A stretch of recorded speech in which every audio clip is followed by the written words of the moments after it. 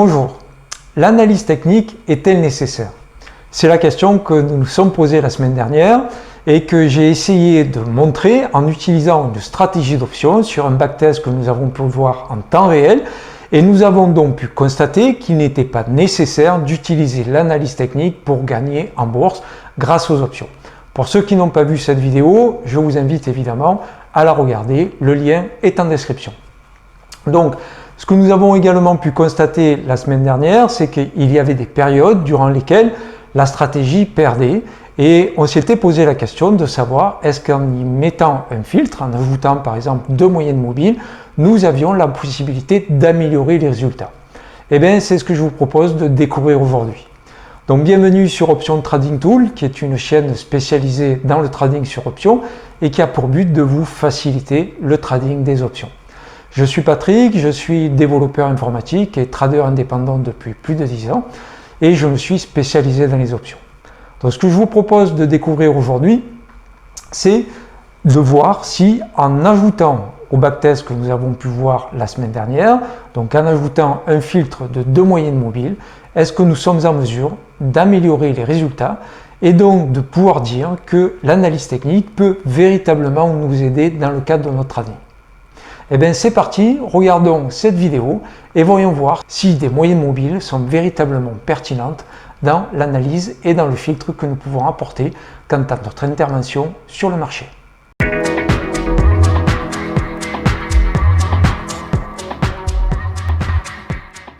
Alors avant de commencer, un petit récapitulatif de ce que nous avons vu la semaine dernière dans la vidéo.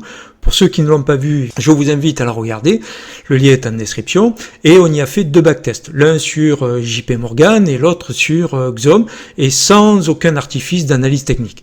Et donc, si vous vous souvenez, donc nous avons ici la ligne orange qui représente en fait la courbe des gains et des pertes, et avec ici l'ensemble des résultats. Donc ici, c'est la courbe qui concerne JP Morgan, et ici, nous avons la courbe qui concerne XOM. Donc, ce que je vous invite à découvrir maintenant, c'est, dans la mesure où l'idée c'était d'amener un filtre avec de l'analyse technique, en l'occurrence, on va avoir utilisé deux moyennes mobiles, eh bien, est-ce qu'il y a une différence, un avantage, un inconvénient à utiliser l'analyse technique, à contrario de ne pas utiliser d'analyse technique et de n'ouvrir que des trades mécaniques les uns derrière les autres. Donc, voyons voir maintenant ce que cela donne au niveau des filtres. Alors, on peut voir les courbes rouges qui sont, elles, sans filtre. Alors, les courbes que nous avons là sous les yeux sont en fait issues de mes algorithmes à moi.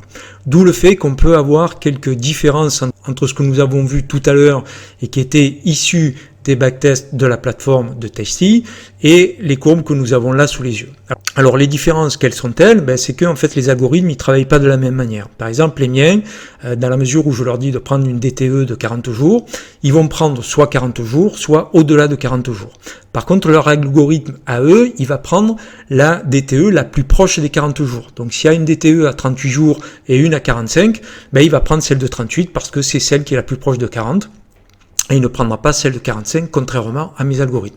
Et il fait pareil pour les deltas. D'où le fait qu'on a quelques différences, aussi bien en termes de strike et donc de gain, de perte, etc., mais également en nombre de trades. Par contre, si on regarde la physionomie des equity curves, on peut voir qu'elles sont franchement similaires. Et si on se souvient par exemple de XOM, on se souvient bien justement de la difficulté que la valeur avait eu à engendrer des gains au départ et qu'ensuite elle avait engendré des gains au fur et à mesure que la valeur s'était mise à la hausse. Donc affichons maintenant exactement les mêmes equity curves, mais par contre des equity curves auxquelles nous avons appliqué un filtre qui, je le rappelle, est constitué de deux moyennes mobiles. Et ici, plusieurs choses apparaissent. La première, c'est que en termes de gain, on voit qu'avec le filtre, ici, on a gagné moins que sans filtre. Par contre, sur XOM, on a gagné plus que si nous n'avions pas appliqué de filtre.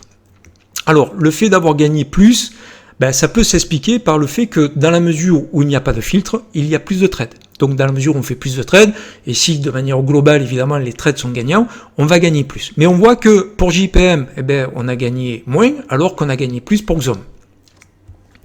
Donc déjà, on peut dire, alors certes statistiquement ça ne sont que deux valeurs, ça n'est pas un ensemble, un panel de valeurs à partir desquelles on pourrait tirer des conclusions statistiques, mais en tout cas on peut voir qu'il n'y a pas nécessairement de gain dû à l'application de l'analyse technique, puisque d'un côté on gagne plus et de l'autre côté on gagne moins.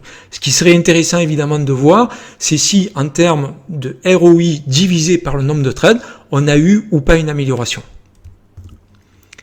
Par contre, la deuxième chose qu'on peut constater, et qui est similaire aux deux courbes, mais toujours pareil, dans la mesure où il ne s'agit que de deux valeurs, on ne peut pas en tirer de conclusion statistique, c'est le drawdown.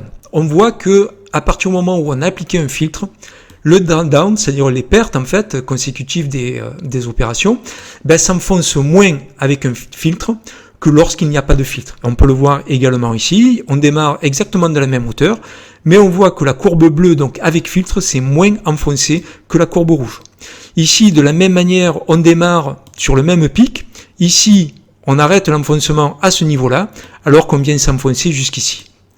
Et au niveau donc de la courbe de JPM, au niveau sans filtre, alors certes, on a été plus haut, mais on s'est enfoncé plus bas que ce qu'on s'est enfoncé sur la courbe bleue. Alors, au niveau du graphique, on s'est enfoncé plus bas.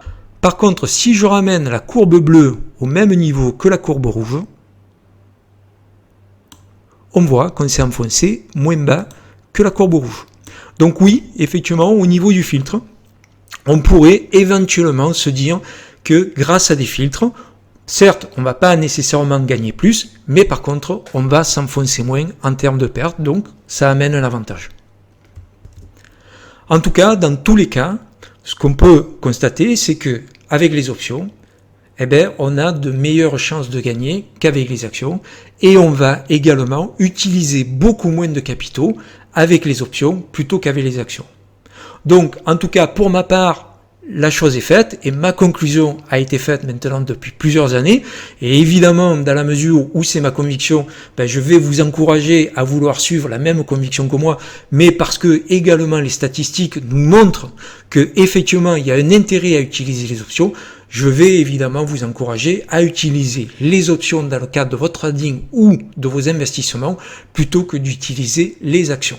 Parce qu'en utilisant moins de capitaux, vous allez pouvoir avoir une meilleure diversification et aussi vous allez avoir une meilleure gestion du risque et vous allez avoir en plus une meilleure rentabilité et une meilleure performance. Merci donc d'avoir regardé cette vidéo jusqu'au bout. J'espère évidemment qu'elle vous a plu. Alors certes, dans la mesure où il ne s'agit que de tests sur deux valeurs, on ne peut pas leur accorder une valeur statistique, mais il n'en demeure pas moins que ça nous apporte un élément de réponse et j'essaierai dans les jours à venir, voire les semaines à venir, d'apporter un élément de réponse concret en ayant un panel de valeurs beaucoup plus important de sorte à pouvoir éventuellement amener une évaluation statistique et véritablement pouvoir se dire oui, les moyennes mobiles sont en mesure d'améliorer nos résultats. Alors, il va de soi qu'en utilisant de l'analyse technique, on peut améliorer les résultats de notre intervention en utilisant des stratégies sur le marché et en utilisant les options. Donc, si vous avez soit des questions, soit des commentaires, n'hésitez pas à les laisser en commentaire, à vous abonner à la chaîne et à cliquer sur la cloche de notification afin d'être notifié pour les nouvelles vidéos que je mettrai en ligne. À nouveau, merci d'avoir suivi cette vidéo jusqu'au bout et quant à moi, je vous dis en tout cas, je l'espère, à très bientôt.